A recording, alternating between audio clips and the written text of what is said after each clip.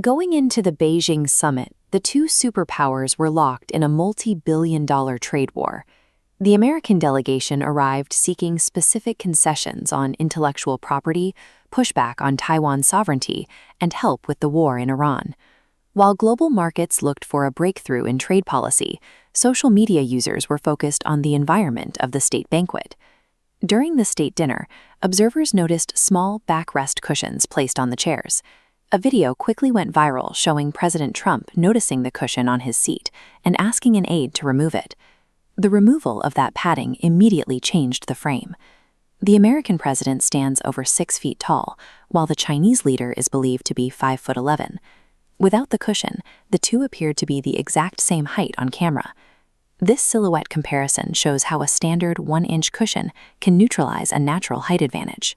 In a setting where the CCP choreographs every millimeter of a summit, the question is whether this was a simple logistical error or a deliberate move to ensure the two leaders appeared as equals. Both men brought different domestic pressures to the table. Xi Jinping entered from a position of absolute security, having effectively become president for life, while the U.S. delegation arrived facing high inflation and the need for an immediate trade win. Beijing leaned into this disparity with an elaborate welcome. They rolled out a red carpet, complete with a full military honor guard. The U.S. delegation was then granted entry to the Zongnanhai Imperial Gardens. This compound, which houses the offices of the ruling party, is typically closed to outsiders, but it was used here to reciprocate the hospitality of the 2017 Mar-a-Lago summit. This strategy is known as Optic Appeasement. By providing unprecedented access and excessive flattery, a host can make a rival delegation feel like they have already won before the actual policy discussions begin.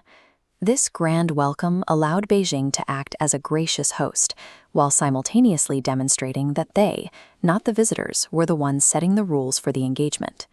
The tone changed as soon as the leaders moved behind closed doors for their bilateral meetings inside the Great Hall of the People. Xi Jinping delivered a direct warning about U.S. arms sales to Taiwan. He told the delegation that if the issue was handled poorly, the two countries would collide. On the issue of Iran, the U.S. delegation found no movement. China is Iran's largest oil buyer, and despite American pressure to help reopen the Strait of Hormuz, Beijing refused to use its leverage to pressure its ally. This was the reality beneath the banquet optics.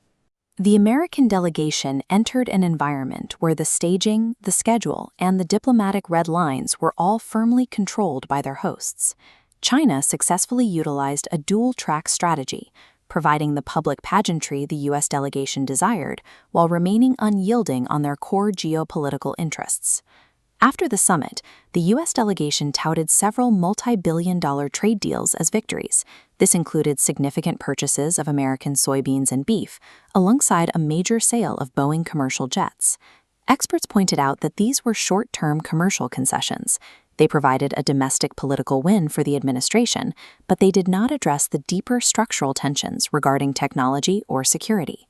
When the summit ended, China had hosted the U.S. president without making a single commitment on Taiwan or its relationship with Iran. The Cushion Gate incident serves as a literal illustration of the broader summit.